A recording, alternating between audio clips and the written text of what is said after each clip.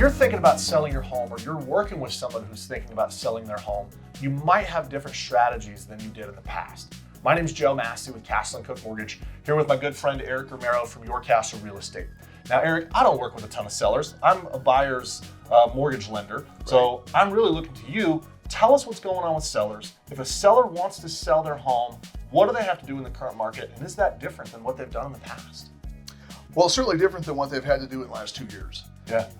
In what we would call a normal market, sellers, they paint the front door, they mow the lawn. It would be the equivalent of trying to sell a car where you armor all the tires, wash it, vacuum the interior, and then of course at the end of the day you have to put the right price on it.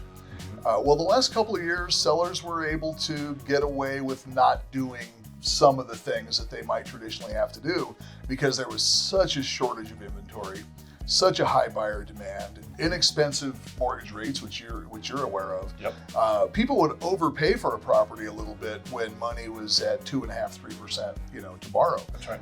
Once you're at 6 or 7%, interest rates, all of a sudden you're not as willing to overpay. You combine that with the fact that we have a few more homes on the market, a few less buyers looking. Now all of a sudden the seller has to put their best foot forward. They have to bring their A game. They have to make some repairs that maybe they didn't have to the last couple of years. They have to get the curb appeal of the house together. They have to be cooperative on showings. Some sellers will make it difficult for the home to be shown, and that buyer that you don't let see the home might not come back. They might go down the street to another house that's easier to show because now they have those options. So really, if you're a seller, you want to pay attention to your price.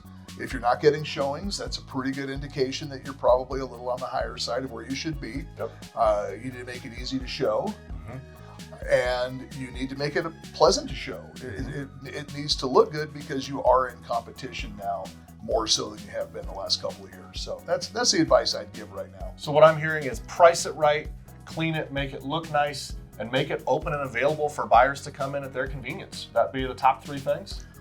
Yeah, I would go with that because if you can check off those boxes, then the buyers are more likely to make an offer on your property than they are another property. Yeah, such great advice. If you want to learn more about how to sell your home, or if you're an agent and have questions about how to work with your sellers, make sure you reach out to Eric. Don't call me on this one because I don't know anything about it. Have a great day, guys.